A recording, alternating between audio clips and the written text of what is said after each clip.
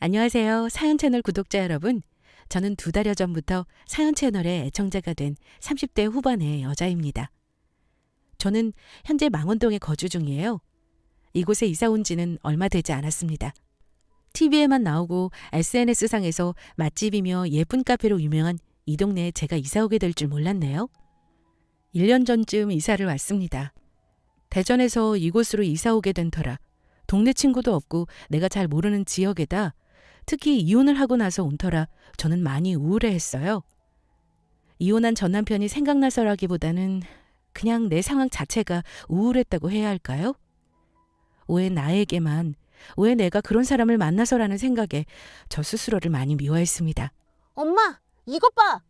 그래서 저와 함께 서울로 올라온 아들아이는 혼자서 일어나고 혼자 밥을 해먹고 혼자 등교를 하였죠. 10살짜리 아이가 어떻게 그렇게 했는지 지금도 그 당시만 생각하면 아들에게 미안할 따름입니다.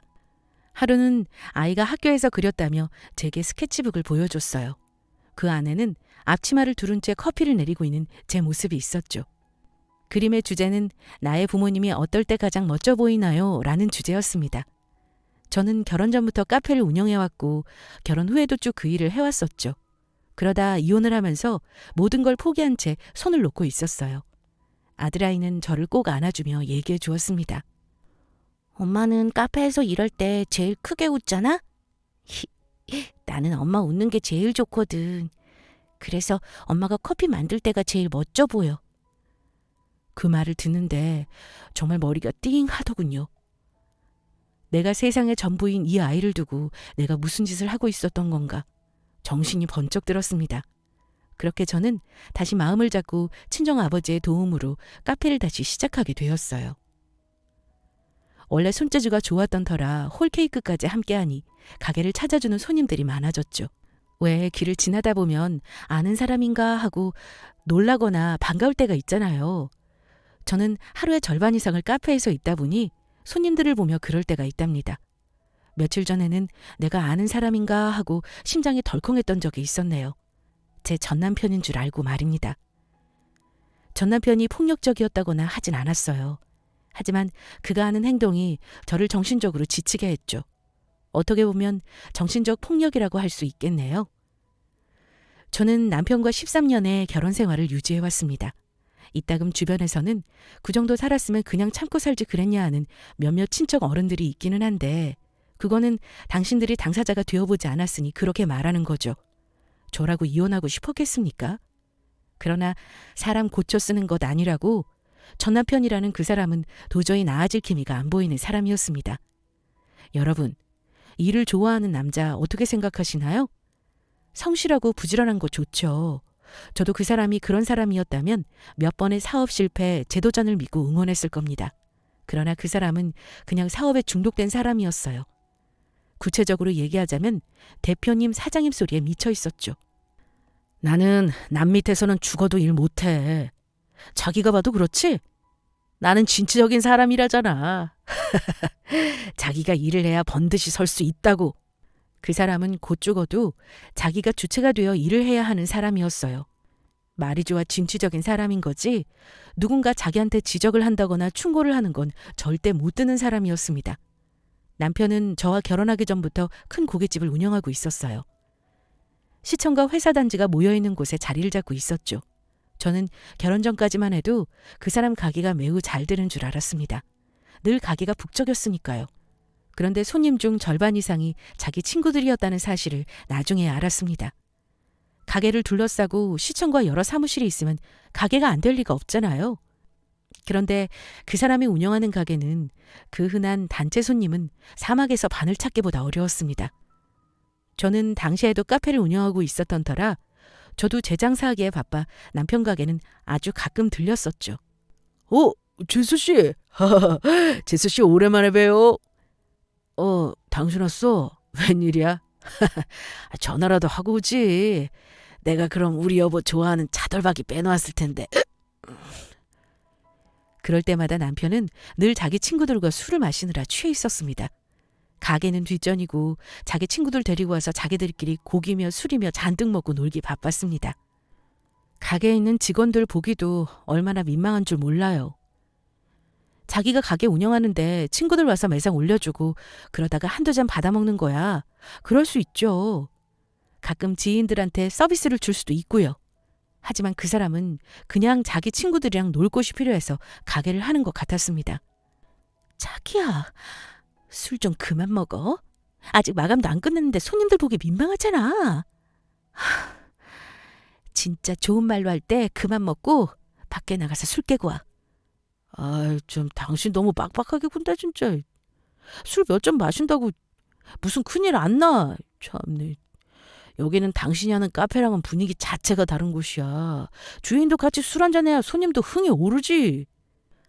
저게 말인지 방귀인지 대체 저런 소리는 어디서 나오는 건지 이해가 되지 않았어요. 말이 되나요? 주인이 칠렐레 팔렐레 술에 취해서 냄새 풀풀 풍기며 계산해주면 어느 손님이 좋아할지. 그거를 보고 있자니 속이 뒤집어졌습니다. 몇 번이고 제가 남편한테 얘기를 했었어요. 그런데도 나아질 기미가 안 보였죠. 하다못해 제가 남편 친구들한테까지 쓴소리하기도 했습니다. 이렇게 가게 오는 거 하나도 달갑지 않으니 오지 말아달라고 말이에요. 가게 운영하는데 도움이 안 되는 차라리 마감하고 가게 문 닫고 친구들끼리 놀던가. 아니면 아예 오지 말라고 말입니다. 끼리끼리 논다고 능글거리며 기어코 가게에 퍼즐러 앉아있는 인간들이었죠. 죽치고 앉아서 술 먹는 것도 꼴보기 싫은데 남편과 그 친구들은 사고까지 쳐댔습니다. 여기요. 맥주 한 병 더 주세요. 그날은 남편 놈 가게가 바빠서 제가 카페를 마감하고 일을 도와주고 있었어요. 자욱한 고기 냄새에 딩동거리는 테이블 벨소리까지 정말 정신이 하나도 없었죠. 사연을 듣고 계시는 여러분들 중에도 가게를 운영하시거나 아니면 손님으로 가보신 경험은 다들 있으시잖아요. 너무 바쁘면 아무리 배를 눌러도 자꾸 해당 테이블로 가는 게 미뤄지게 됩니다. 그날이 그랬어요. 저기요. 여기 맥주 좀 줘요. 맥주. 여보, 나 지금 테이블 가야 하니까 당신이 저쪽 테이블 얼른 가봐. 아이, 그 자식 그거 성격 더럽게 급하네 진짜. 바쁜 거 안 보여? 세상에, 술이 잔뜩 오른 남편 놈이 손님이 계속 배를 누르자 저렇게 얘기했어요. 엄청나게 크게 말입니다. 해당 테이블은 30대 초반 정도로 보이는 남성 손님 3명이 있었죠. 가게 안이 잠시 웅성웅성하더니 순식간에 고성이 오가기 시작했어요. 남편 놈은 그 손님 테이블을 향해 삿대질하며 난리를 피우기 시작했습니다. 내가 누군 줄 알고 지금 나한테 이래라 저래라 하는 거냐며 말이죠. 아니 그럼 식당에서 가게 주인이랑 직원한테 주문하지 누구한테 하나요? 야야, 내버려둬. 요즘 어린 놈들 뭣도 모르고 나대는 거야. 내버려둬. 그런데 친구라는 놈들은 남편을 말리지 못할 망정 자기들도 취해서 불난 집에 부채질해댔습니다. 정말 최악이었어요. 이미 다른 테이블 손님들은 인상을 찌푸리며 서둘러 가게 밖으로 나갔고 테이블은 쓰러뜨려지고 병은 바닥에 떨어져 깨지고 난장판이 따로 없었습니다. 가게 직원들은 경찰에 신고하고 저와 함께 손님과 남편을 말리고 난리가 났죠. 경찰은 왜 이렇게 안 오는 것인지 마음이 조급했습니다.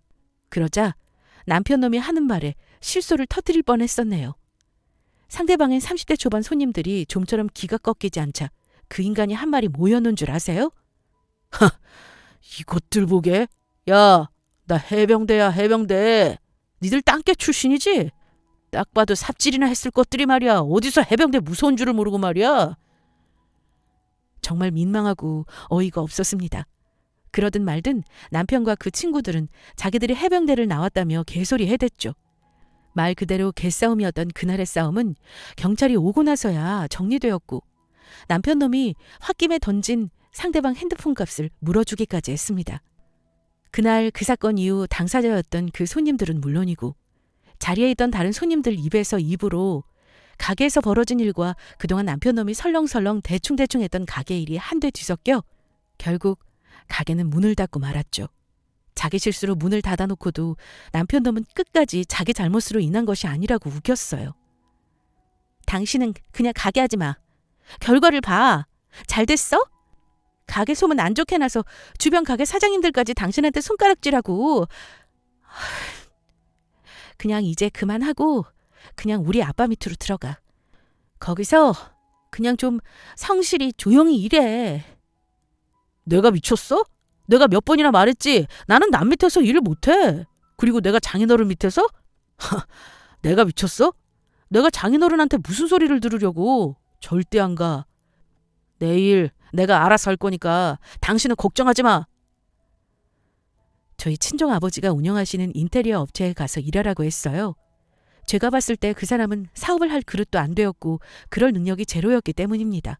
그런데도 그 자식은 자기를 인정하지 않고 저희 아버지 밑에서 죽어도 일 못한다며 끝끝내 또 다른 사업을 시작했죠.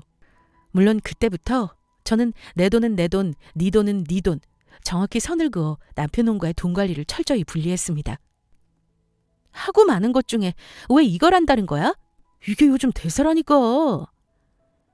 남편 놈이 고른 또 다른 사업은 다름 아닌 주점이었습니다. 노래도 부를 수 있고 술도 마실 수 있는 그런 공간 있잖아요. 젊은 층을 타겟으로 하다 보니 더더욱 트렌드에 민감할 수밖에 없었죠. 이전 사업장보다 더 많은 인테리어 비용도 들어가고 직원들도 죄다 젊은 20대 직원으로 뽑아야 했습니다. 그놈 말로는 뭐 또래끼리 응대를 해야 쿨하게 사업장이 돌아간대요. 참, 손님을 응대하는데 쿨한 건 뭔지. 하여튼 허세 가득한 인간이었습니다. 어디서 주워들은 말은 다 쓰려고 했죠. 저는 당연히 말렸습니다. 하지만 그 인간은 자기 이제 정신 차렸다. 절대 친구들도 가게 안 부를 거다. 만약 불러도 나는 절대 같이 어울리지 않을 거라고 장담하더군요.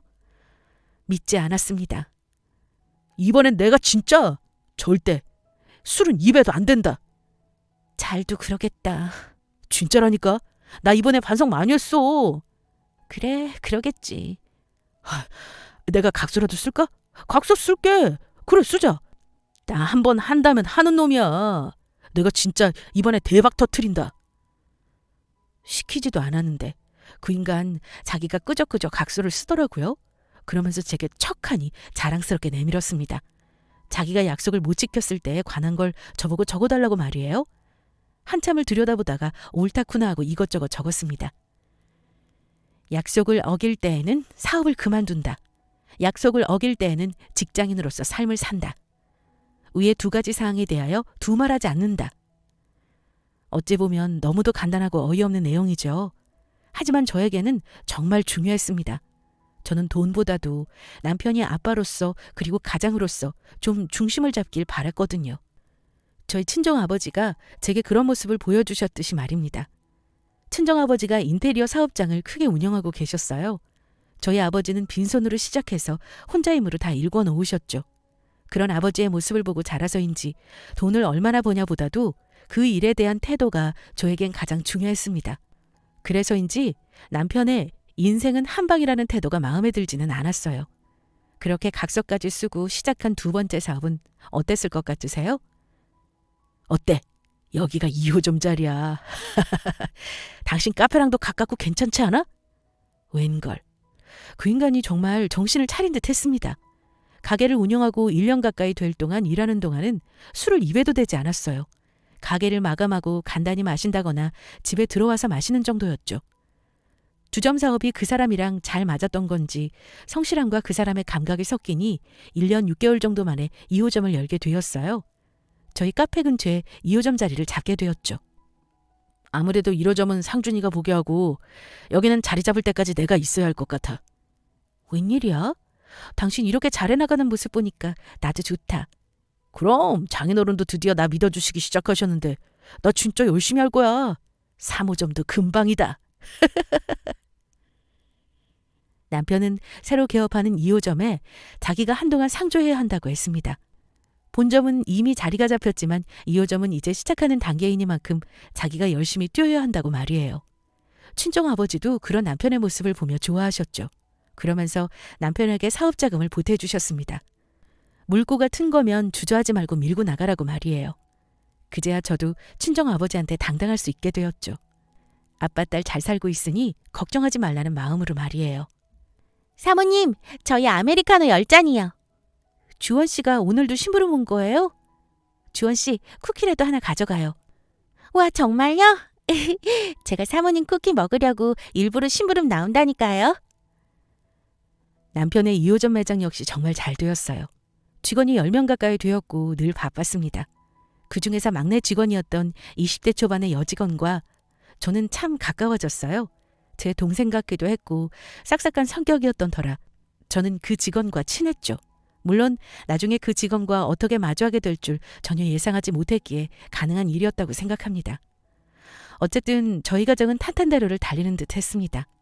남편 사업도 잘 되고 저도 안정적으로 돈을 벌고 있었으니 말이에요. 그런데 얼마 가지 않아 탄탄대로는 땅끝으로 꺼졌죠. 사모님 큰일 났어요. 어떡해요? 어느 날이어요. 가게 마감을 하고 있는데 저와 친하게 지내던 남편 가게 직원이 헐레벌떡 저희 가게로 달려왔죠. 얼굴이 사색이 되어서 달려오는데 저는 사람이라도 죽은 줄 알았습니다. 그 정도로 다급하고 큰일이 난 것처럼 달려왔어요. 그 표정을 보는데 저까지 심장이 덜컥 내려앉는 기분이었습니다. 무슨 일이냐 묻지도 않고 곧장 그 직원을 따라 남편 가게로 달려갔어요. 가게 앞에는 사람들이 웅성거리며 모여 있었고 경찰차까지 와 있었죠. 여보, 사장님. 웅성거리며 모여있는 사람들 틈을 비집고 들어가니 경찰에게 인계당하며 가게 밖으로 나오는 남편의 모습이 보였어요. 그런데 남편은 혼자가 아니었습니다. 남편의 뒤로 제가 극도로 싫어하는 남편의 친구들이 보였습니다.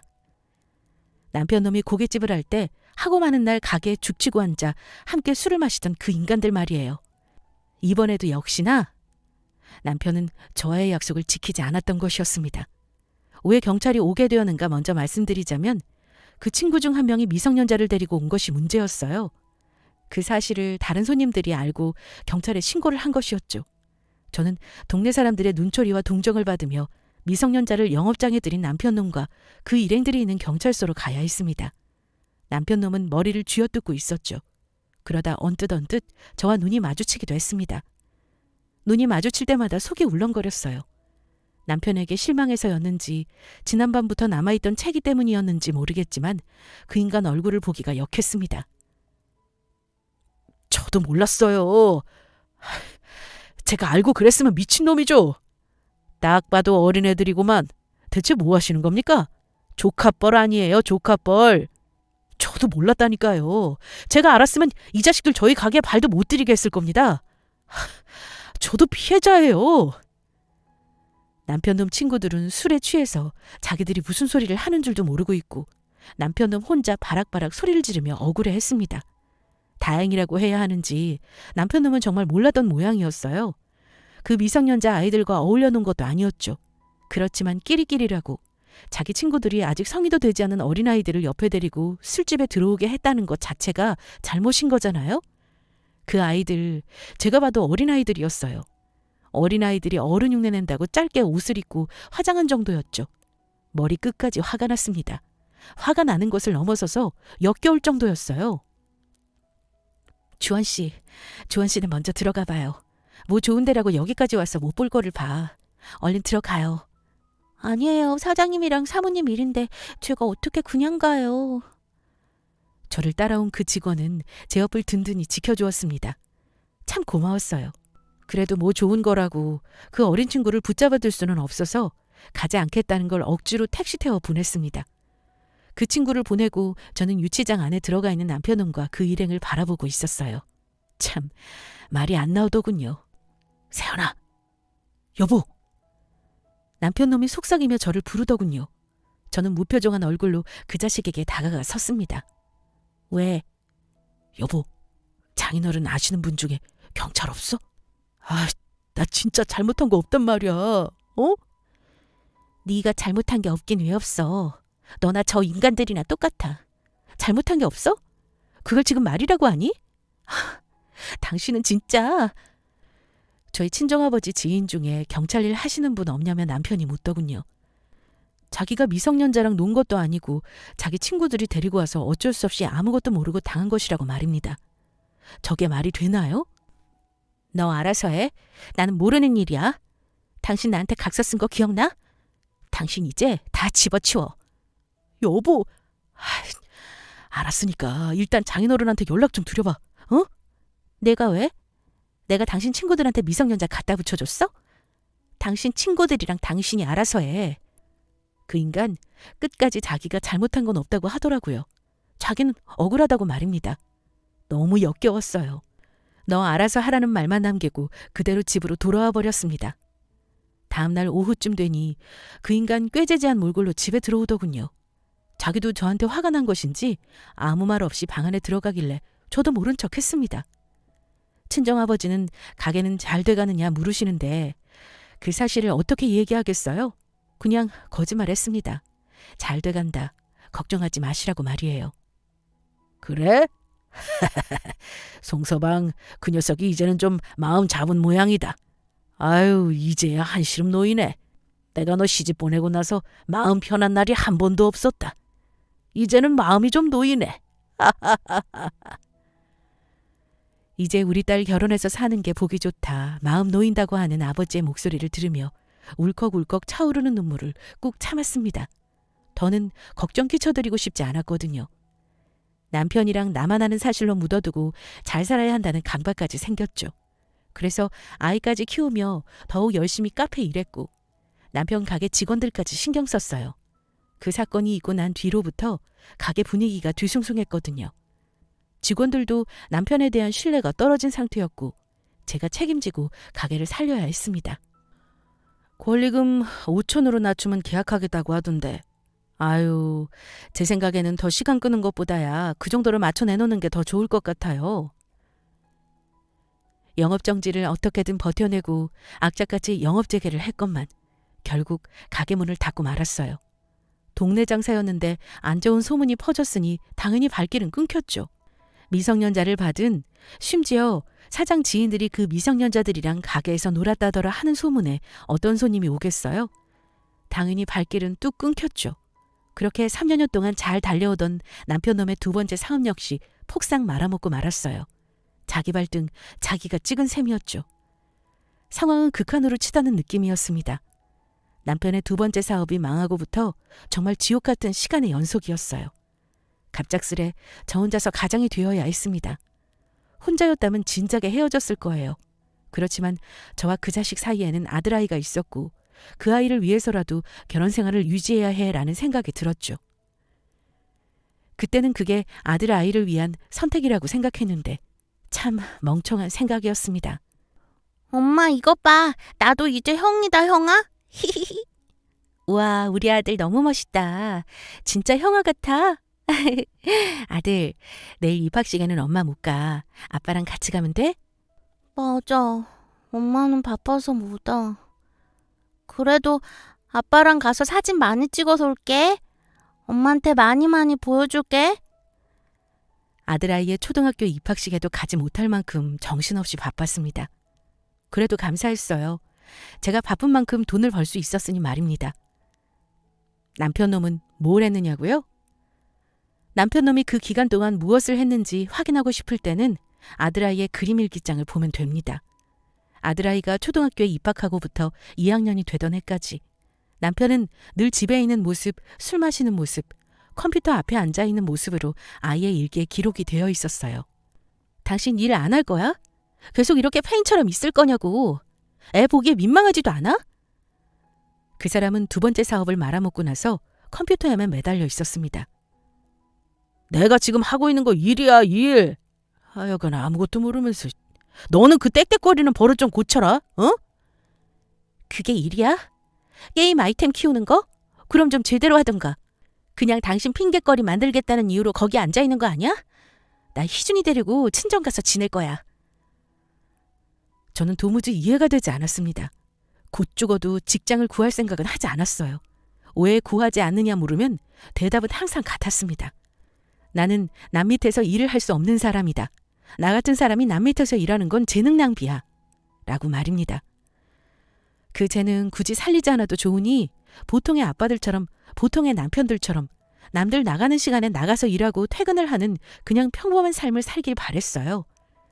지금 생각해보면 그 사람은 결혼하면 안 되는 사람이었던 것 같아요. 자기 혼자 자기 마음대로 하고 살아야 하는 사람인데 결혼했으니 자기도 괴로웠을 테고 가족인 저와 아들도 괴로웠죠. 아빠, 학교 다녀오겠습니다. 여보, 나 오늘 마감까지야. 희준이 밥 챙겨줘. 제가 출근할 때도 아들아이가 학교를 갈 때도 남편은 항상 작은 방 컴퓨터 앞에 앉아 있었습니다. 그 방에는 담배 냄새가 자욱했죠. 방문을 닫아두어도 문틈새로 새어나오는 담배 냄새 때문에 집안엔 퀴퀴한 냄새가 배어 있었습니다. 집은 편히 쉬는 곳인데 어느 순간부터 저와 아이에게 집은 불편하고 답답한 공간이 되었죠. 뭐? 너 지금 애 가지고 나한테 협박하는 거야? 협박? 내가 당신한테? 당신이 생각을 해봐. 나 우리 희준이 이런 환경에서 못 키워. 당신 하고 있는 꼴을 좀 봐. 애 일기장은 봤어? 애가 당신을 어떻게 그려놨는지. 내가 일을 안 하고 싶어서 안 해? 자금을 모아야 할 거 아니야. 그 자금을 땀 흘려서 구할 생각을 안 하고 쉽게 벌길 바라냐고. 세상이 그렇게 쉬워? 내가 얘기했지? 그렇게 어려우면 아빠 밑에 가서 일하라고. 저는 몇 번이나 얘기했었어요. 그렇게 다른 사람 밑에서 일하는 게 버거우면 친정아빠 밑에서 일을 배워서 인테리어 기술을 익히라고 말입니다. 그 뒤에 좀 배워서 자기 사업을 하라고 말이죠. 그런데 또 그 인간은 죽어도 아빠 밑에서는 일하기 싫다고 했습니다. 장인덕으로 먹고 사는 놈처럼 보이기 싫다고 말이에요. 당신 일 구하던가 아니면 나랑 헤어지던가 선택해. 우리가 헤어지게 되면 희준이 내가 키울 거야. 그런 줄 알아. 저는 그날부터 장장 3개월가량을 아들아이와 함께 친정에서 지냈습니다. 친정 부모님께 그제야 상황을 말씀드렸죠. 두 분 다 할 말을 잃으신 듯 했어요. 상황을 말씀드리면서도 어찌나 눈물이 나던지. 제가 처한 상황이 서러웠다기보다 부모님께 실망만 안겨드리는 것 같아 죄송스러운 마음에 눈물이 났습니다. 처음 한 달은 남편놈에게서 연락도 없었어요. 그냥 아들아이와 통화 정도만 주고받는 듯 했습니다. 아빠, 희준이 아빠 왔다 간 거야? 그러던 어느 날 가게 일을 마치고 집으로 들어오는 길에 저희 친정집에서 나오는 남편 차를 보았습니다. 내가 본 게 맞는 건가 싶어 친정아빠에게 물어보았어요. 혹시 남편이 다녀간 것이냐고 말입니다. 뭐야? 그 사람이 왜 왔다 갔어? 아빠한테 일 배우겠대? 아주 잠시나마 남편놈이 철이 들어서 온 줄 알았습니다. 친정아버지 밑에서 일을 배우겠다고 말씀드리러 찾아온 줄 알았어요. 잠깐이나마 기대했던 제가 바보였죠. 친정아버지는 제 눈치를 보다가 조심스레 이야기를 해주셨습니다. 마지막으로 한 번 더 도와달라고 하도 애걸복걸하길래 사업자금 대줬다. 뭐? 아빠, 그 사람 사업하면 안 된단 말이야. 그걸 아빠가 왜 줘요? 네가 희준이 크면 알게 될 거야. 부모 마음이 그런 게 아니다. 내 딸 자식 고생하는데 아휴, 그놈이 자리를 잡아야 네가 조금이라도 덜 힘들 거 아니야. 그 자식이 글쎄 저 몰래 친정에 찾아와 아버지한테 사업자금을 달라고 했대요. 제가 있으면 돈 얘기는 꺼내지도 못할 것 같아 제가 없는 틈에 온 듯 했습니다. 자식 고생하는 거 생각해서 그 인간에게 돈을 건넨 친정 부모님의 마음은 오죽했겠느냐마는 저도 속상했어요. 속상한 마음이 화가 되어 곧장 뛰쳐나와 집으로 향했습니다. 집에 들어가 보니 그 인간 거실에 퍼질러 앉아 술을 마시고 있더군요. 그 와중에 의외로 정돈된 집안 모습이 눈에 들어왔었죠. 그래도 양심이 있어서 청소하고 있었나 보다 했는데 우렁각시가 있었습니다. 그 우렁각시에 대해서는 뒤에서 또 이야기 드릴게요. 술을 퍼마시는 그 자식 꼴을 보고 있자니 속이 뒤집혀서 그대로 달려가 술병을 빼앗아 내던졌어요.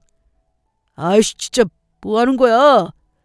당신 우리 아빠한테 돈 받아갔어? 아, 그 돈. 참네. 이왕 줄 거면 다 주시지 절반은 뭐야. 날 못 믿는 거 아니야? 남편 놈은 제 물음에 적반하장으로 어이없다는 듯 표정을 지었습니다. 그냥 다 주면 되지. 너무한다면 제게 짜증을 부렸죠. 장인어른이 자기를 못 믿어서 절반만 준 거 아니냐면서 말입니다. 나 당신한테서 그 돈 다시 받아가려고 온 거야. 뭐? 이 돈을 왜 가져가? 나 이거 사업자금 명목으로 엄연히 빌린 거야. 빌린 거. 그게 빌린 거야? 내가 당신 속을 모를 줄 알아? 어영부영 나랑 우리 희준이 거들먹거리면서 우리 부모님한테 돈 뜯어갔겠지. 대체 언제 철들래? 어? 그 돈 다시 내놔. 내가 말했지? 당신 사업할 생각 꿈도 꾸지 말라고. 그냥 아빠 밑에서 일을 배우던가 다른 일 구해서 하라고. 그렇게 말아먹고 망했으면 됐지. 왜 당신만 생각해? 저희 두 사람의 대화는 몇 년째 똑같았습니다. 사업을 해야겠다는 남편놈과 절대 사업할 생각 말라는 저의 의견이 늘 부딪혀왔죠. 저는 물었습니다. 대체 무슨 사업을 하길래 그렇게 큰 돈이 필요한 것이냐고 말이에요. 몇 천만 원이나 되는 돈을 친정 아버지한테서 받아간 그것부터가 의심스러웠어요. 그 자식은 제가 묻는 말에 너는 말해줘도 모른다며 큰 소리만 칠 뿐 이렇다 할 정확한 말은 하지 않았어요. 그 모습을 보는데 희한하게 찜찜한 기분이 들더라고요. 여자의 감 있잖아요. 저는 남편놈에게서 저희 친정아버지가 주신 돈을 제 통장으로 이체까지 시키는 걸 확인하고 나서야 다시 친정집으로 돌아왔습니다. 그리고 다음 날 곧장 흥신소에 의뢰했어요. 말씀드렸다시피 말도 안 되게 깨끗한 집이며 반찬에다가 남편 놈이 손에서 핸드폰을 놓지 않는 게 영 이상했거든요. 이거는 한 달 동안 남편분 행적 담은 사진. 이거는 녹취한 겁니다. 아이고, 아드님도 아직 초등학생이라고 하셨죠? 영 마음이 안 좋네요. 네, 감사합니다. 장장 한 달여간의 남편을 추적한 결과는 처참했습니다. 역시나 제 예감이 맞았죠. 그 사람은 다른 살림 중이었습니다. 2집 살림이요. 그런데 상간녀인 그 여자가 누군 줄 아세요? 저와 가깝게 지냈던 남편놈 직원이었습니다. 남편이 운영하던 가게의 그 젊은 직원이요. 남편이랑 장장 10살 이상 차이가 나는 20대 직원이었습니다. 참, 대체 언제부터 그렇게 지내왔던 건지 사람에 대한 믿음이 순식간에 사라지더군요. 사실상 별거를 해온 상황이었기에 그 사람에 대한 사랑의 아픔 따위는 느끼지 못했습니다. 그냥 열이 뻗쳤어요. 두 연놈을 어떻게 매장시켜버릴까 그 생각만 있었죠. 흥신소에서 증거자료를 받자마자 변호사 사무실로 찾아갔습니다. 아, 또 이것저것 뒤져보니 그 자식이 별거 기간에 저 몰래 대출까지 받았더라고요. 천만다행으로 별거 이후 이혼소송 이후부터는 대출이든 재산이든 재산 분할이라 채무에 서로 영향이 없다고 하더라고요. 그 사실을 확인하자 더욱더 그 자식이랑은 이혼을 해야 하는 게 맞구나 확신이 들었죠. 저의 상황에 맞는 변호사를 만나고 자료를 보여주고 2주가량 정도를 저 혼자 차근차근히 이혼을 준비했습니다. 저 이혼할 거예요. 우리 희준이를 위해서라도 이혼하는 게 맞을 것 같아요. 죄송해요. 잘 사는 모습 보여드렸어야 하는데 제가 너무 힘들어서 안 될 것 같아요. 미안해 엄마 아빠. 그리고는 친정 부모님께 이혼을 할 것이라며 말씀드렸어요. 울지 않으려 했는데 주책 없이 나오는 눈물 때문에 옷 앞섭이 다 젖을 정도로 울면서 말씀드렸습니다. 친정 부모님 두 분 다 요즘 이혼이 무슨 흠이냐라며 이혼하라고 했습니다. 그리고 부모님께 이혼하겠다고 말씀드린 그날 저녁 저는 남편놈에게 이혼을 고했습니다. 나는 절대로 이혼 못해. 장인어른, 장모님, 저 이혼 못합니다. 예상은 했지만 역시나 그 인간 저희 친정집에 찾아와 대문을 두드리며 행패를 부리기 시작했어요. 혹시나 해서 저희 친정언니 집에 아들을 보내둔 게 잘했구나라는 생각이 들었습니다. 그 사람은 1시간 가까이 저희 집 대문 앞에서 소리를 지르고 악을 쓰고 난리를 피웠어요.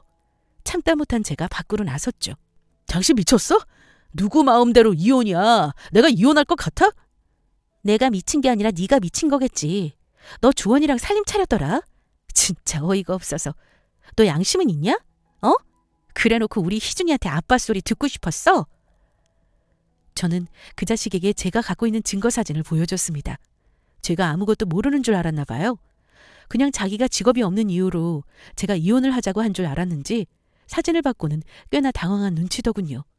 부들부들 떨리는 손으로 사진을 들여다보던 그놈에게 하나하나 다 이야기했습니다. 아빠가 너 사업 처음 시작할 때 1억 주셨던 거 그것도 내가 받을 수 있더라.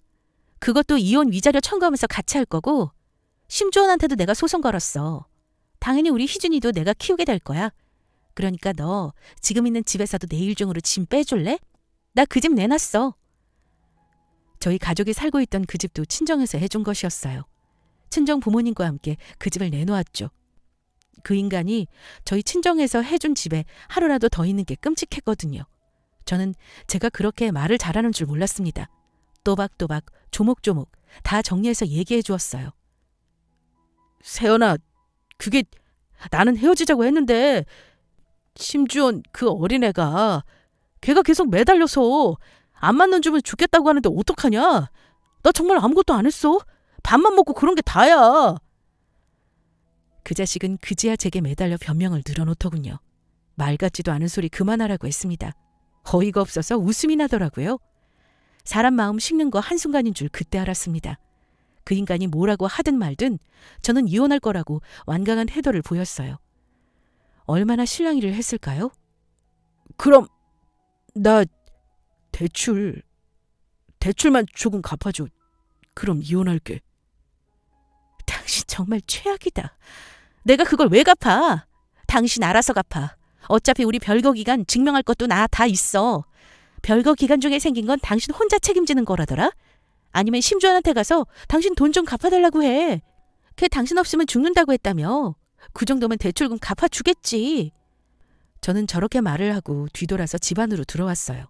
그 뒤에도 그 자식이 집 밖에서 난리를 치길래 경찰을 불렀습니다. 그 인간은 그렇게 다시 한번 경찰차에 타게 되었죠. 저는 마음을 독하게 먹었어요. 이번 기회가 아니면 안 될 것 같았거든요.